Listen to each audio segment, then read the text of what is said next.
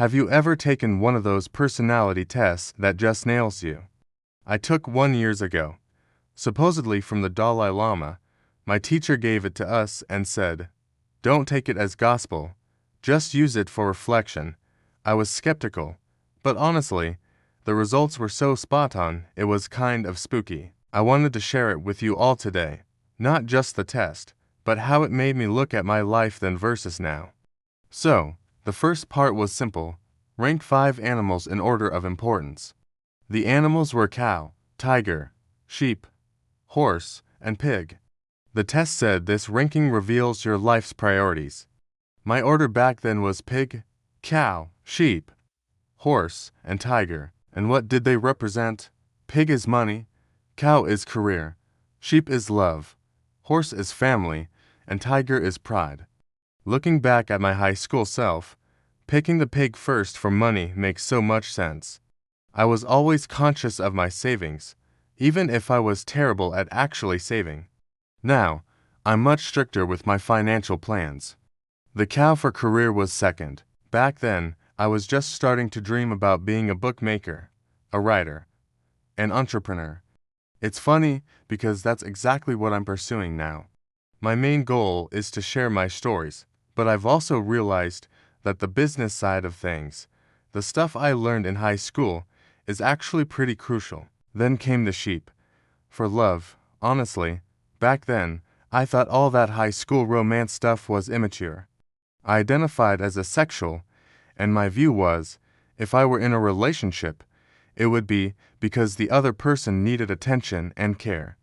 But I always needed my space, my time for myself, my family, my passions. To be frank, I felt like I sucked at loving anybody. It's something I'm still figuring out. The horse, representing family, was fourth. Now, don't get me wrong, my family and I care about each other, but I've never been a super family-oriented person. I'm much more humble in real life than I am online, but sometimes, the well-meaning advice from family just doesn't land right. It doesn't solve my problems, you know. Last was the tiger. For pride. This one is interesting. I tend to go with the flow, but I also know when to take charge and prioritize. Life is messy, plans fail, and sometimes you just have to switch to plan B and put your pride aside to get things done.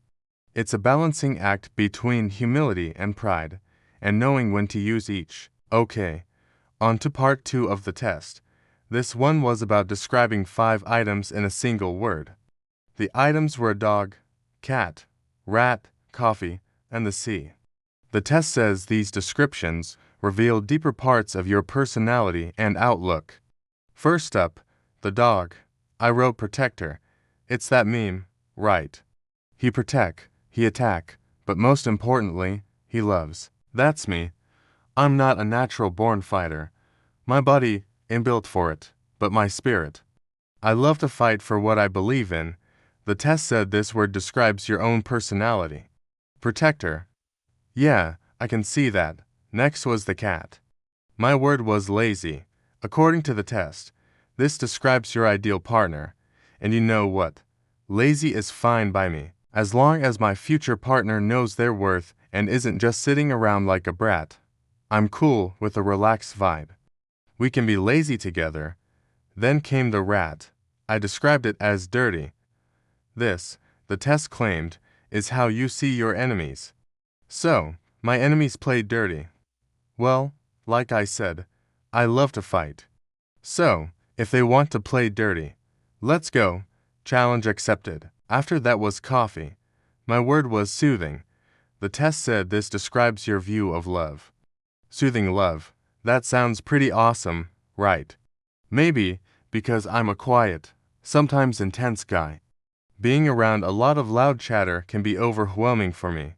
I get this feeling people think I'm annoying just for being quiet. So, a soothing, calm kind of love sounds perfect. Maybe this test isn't a scam after all. Finally, the sea. I described it as adventurous. This word is supposed to represent your life. And that fits perfectly. My life is about survival, but more importantly, it's about experience. I had a job in high school, but I knew I couldn't just do that forever.